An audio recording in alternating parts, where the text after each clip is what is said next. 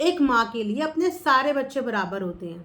अगर एक माँ अपनी बेटी के दुख में उसके साथ खड़ी है तो उसके बाकी के बच्चे अगर बद्दुआएं सुन रहे हैं तो वो माँ उनके लिए बद्दुआएं क्यों सुनेगी, चुप क्यों रहेगी उनके लिए कि आओ हमारी बहू को बोलते रहो। बहू भी बेटी के बराबर ही होती है। और उस बहू ने तो क्या क्या कॉम्प्रोमाइज़ किया है ससुराल के लिए, हर चीज़ भुला के वापस से हाथ थामा है, वापस से उस लड़की ने हाथ थामा है सब चीज़ें भुला के। तो उसके लिए भी जिम्मेदारी आंटी की बनती है। अगर अपनी बेटी के लिए बनती है तो उस बहू के लिए भी बनती है कि जो उसके लिए इतनी सारी चीज़ें बोली जा रही हैं उनको कौन रोकेगा। अंबाला की पार्टी खराब नहीं करनी थी, ये बहुत बड़ा रीज़न था कि अंशु ने इतनी बड़ी बात छुपा दी। लेकिन आज अंशु ने खुद ही अंबाला का जिक्र अपने वीडियो में कर दिया। तो अंशु ने क्या छुपाया, कुछ भी नहीं छुपाया। अंशु अगर समझदारी से काम लेती तो अंबाला का जिक्र भी नहीं करती, क्योंकि अंशु ने अंबाला में किसी को बताया ही नहीं। तो वो जब वीडियो बनाती तो वो इसका जिक्र भी नहीं करती, समझदारी। क्योंकि ये बात सोशल मीडिया पे किसी को नहीं पता थी, प्रेगनेंसी तक की बात नहीं पता थी। तो ये तो ऑफलाइन सारे मुद्दे थे जो ऑफलाइन हो जाते, लेकिन नहीं, इनको ऑनलाइन किया गया। अंबाला का पूरा इंसिडेंट बताया गया और अंबाला को ही रीज़न बताया गया। ये भी XYZ नहीं बोला कि कुछ और भी रीज़न हो सकते हैं, कुछ और भी तरीके से हो सकता है। सिर्फ अंबाला को ही रीज़न बताया कि इस दिन ये हुआ। ये नहीं बताया कि रेड ड्रेस पार्टी के लिए, रेड ड्रेस खरीदने के लिए घूम रही थी। ये नहीं बताया कि अंबाला से आने के बाद पति, सास और जिनको पता था उन्होंने भी पति को किसी को बताना ज़रूरी नहीं समझा। ये नहीं बताया कि उसके बाद दुकान की शॉपिंग भी करी। ये नहीं बताया कि उसके बाद मैं होली में भी बहुत बुरी तरीके से होली खेली। बहुत सारे कारण थे, बहुत सारे, लेकिन कारण सिर्फ एक बताया गया सोशल मीडिया पे, अंबाला वाली पार्टी। तो लोग क्यों उस पार्टी को फिर जज नहीं करेंगे, क्यों नहीं कोसेंगे, क्योंकि बताया ही रीज़न वही गया। अब कल की वीडियो में इन्होंने बोला कि मेरे नाम से कंटेंट, मेरे नाम से कंटेंट। तो कंटेंट सोशल मीडिया पे लाने वाला पहला इंसान वही होता है जो शुरुआत करता है। अगर आप सोशल मीडिया पे किसी चीज़ की शुरुआत कर देते हो ना, तो उसके बाद चीज़ें आपके हाथ में नहीं रहती।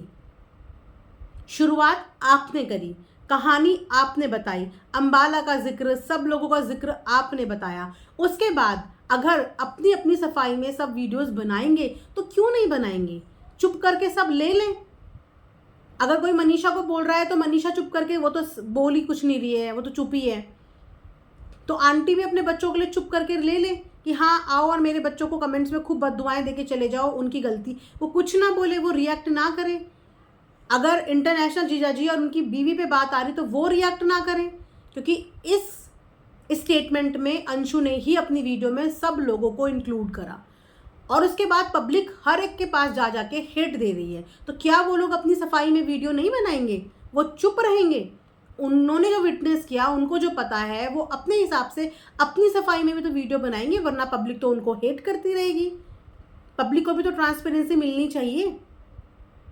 तो अगर कंटेंट का इतना प्रॉब्लम हो रही है, डर था, तो ये चीज़ें नहीं करनी थी। अभी जब मैं वीडियो बनाने बैठी उसी समय पे मेरी नज़र गई कि इन्होंने एक कम्युनिटी पोस्ट भी डाला है अंशु ने। वो कम्युनिटी पोस्ट भी हम पढ़ देते हैं।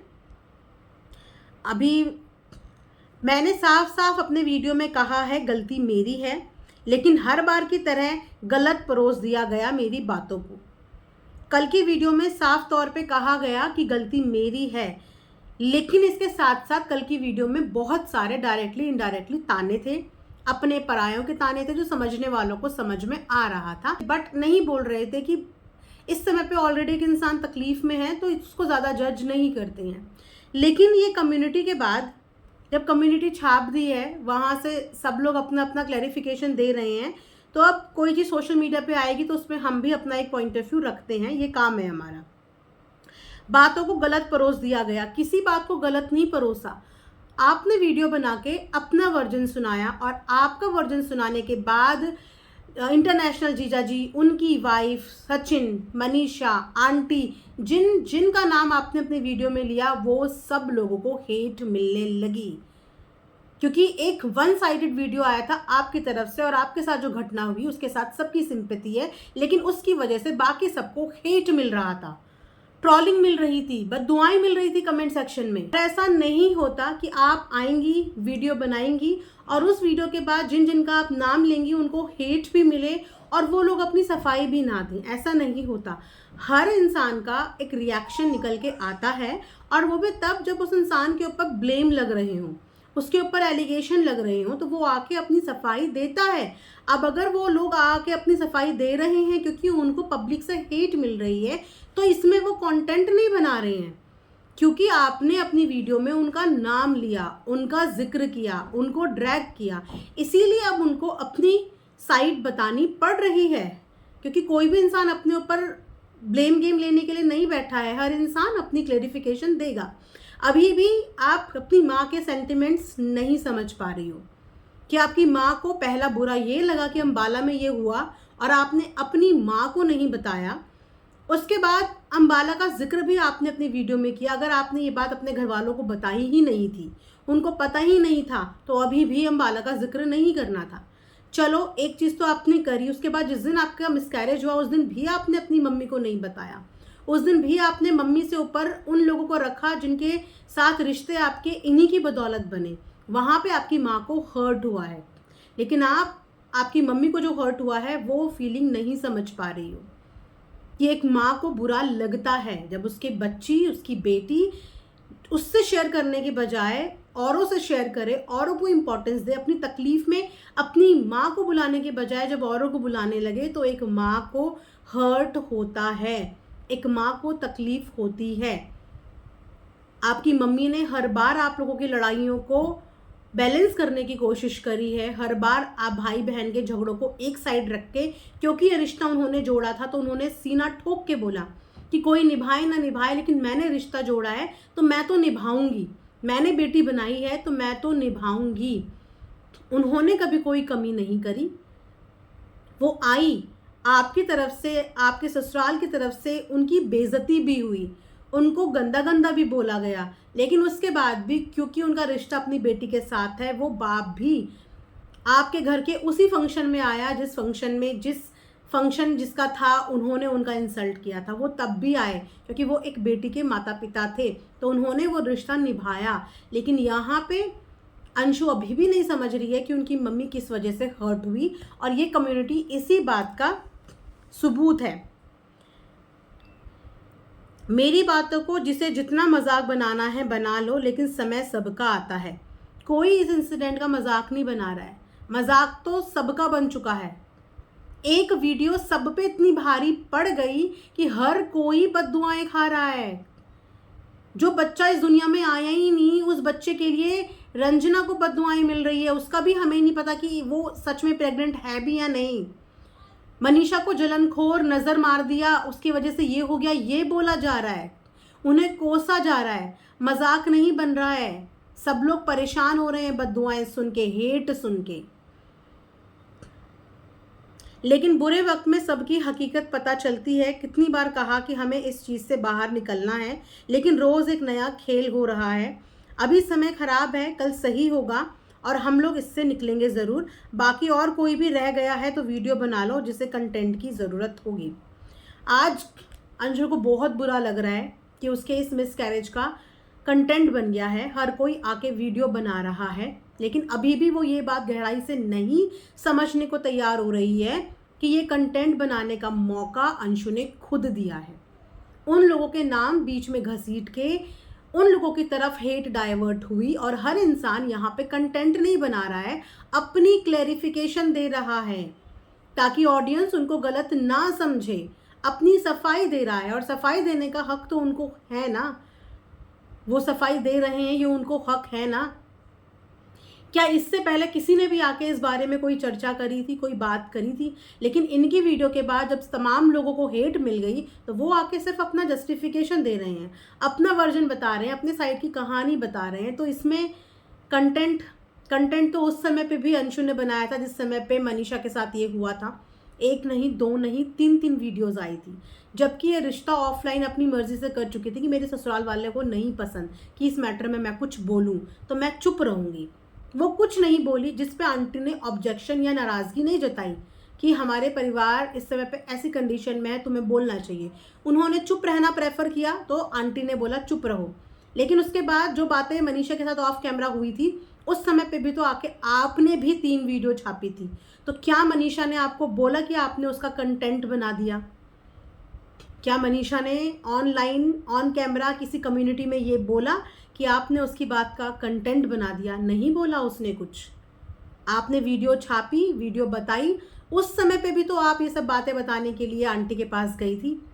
मनीषा की सारी बातें बताने के लिए आप आंटी के पास गई थी ना उस समय भी, कि मनीषा भाभी ने मुझे ये बोल दिया। उस समय मनीषा की शिकायत करने के लिए जब आप आंटी के पास जा सकती थी, तो आज जब आपके साथ ये चीज़ें हुई थी, तो तब आप आंटी के पास क्यों नहीं गई? एक सास के पास एक बहू की शिकायत करने आप गई थी उस समय पे, तो इस समय पे एक बेटी बन के एक माँ के पास अपना दर्द बयान करने के लिए क्यों नहीं गई? तब भी नहीं गई, और जब हॉस्पिटल में थी तब भी उनको नहीं बताया। तो उनको बुरा लगेगा ना। वो कंटेंट नहीं बना रहे हैं, वो अपनी फीलिंग एक्सप्रेस कर रहे हैं, जैसे कि आपने 2 वीडियो में अपनी फीलिंग एक्सप्रेस करी। पहली वीडियो में भी आप लोगों ने अपनी फीलिंग एक्सप्रेस करी और दूसरी वीडियो में भी फीलिंग एक्सप्रेस करी। तो कंटेंट बनाने का मौका आपकी वीडियो ने सबको दिया है, इस चीज़ को समझो। और अभी भी अपने बचपने में जो रिश्ते आपके पास हैं उनको गंवाओ मत। इंसान को रिश्तों की हर कदम पे ज़रूरत पड़ती है, हर कदम पे। आज आपका बुरा वक्त है, सबका साथ आपके साथ है। छोटा वाला भाई भी सारे गिले शिकवे दूर करके आपसे मिलने आया। आंटी भी सुनते ही आपसे मिलने आई। ये परिवार था जो आपसे मिलने आया, लेकिन उसके बदले में उस परिवार को गाली और बद्दुआएं मिल रही थी। तो उनका भी स्टेट ऑफ माइंड समझो कि उनको क्या फील हो रहा होगा। जब बिना कुछ करे हुए किसी इंसान को बद्दुआएं सुननी पड़ती हैं तो उसको बुरा लगता है। एक होता है कि हाँ हमने गलती करी, तब हर इंसान सुन लेता है, लेकिन जहाँ पे कुछ करा नहीं उसके बाद अगर कोसा जाता है तो इंसान नहीं बर्दाश्त कर पाता। एक माँ को आपसे नाराज़गी है, बेटी और माँ के बीच में ये चीज़ें चलती हैं, उनको आपसे नाराज़गी है और आप उनसे बात करके वो नाराज़गी ख़त्म भी कर सकते हो। लेकिन ये चीज़ें लिखना कि मेरा मजाक बना दिया, सबका समय आएगा, मैं इन सब चीज़ों से बाहर निकलूँगी, इस दुख के पल में हर इंसान आपके लिए दुखी है और यही सोच रहा है कि अगर काश ये उस वक्त बता देती तो शायद आज सीन ये नहीं होता। काश कि उस समय पे बता दिया जाता तो ये सीन नहीं होता। तो प्लीज़ इन चीज़ों को समझो। रिश्ते अनमोल होते हैं। कुछ रिश्ते भगवान ने आपसे छीन लिए, लेकिन कुछ रिश्ते भगवान ने आपकी झोली में भी डाले, और आज उन्हीं रिश्तों की बदौलत आपका एक नाम है, आपकी एक पहचान है सोशल मीडिया पे जो कभी बदल नहीं सकती।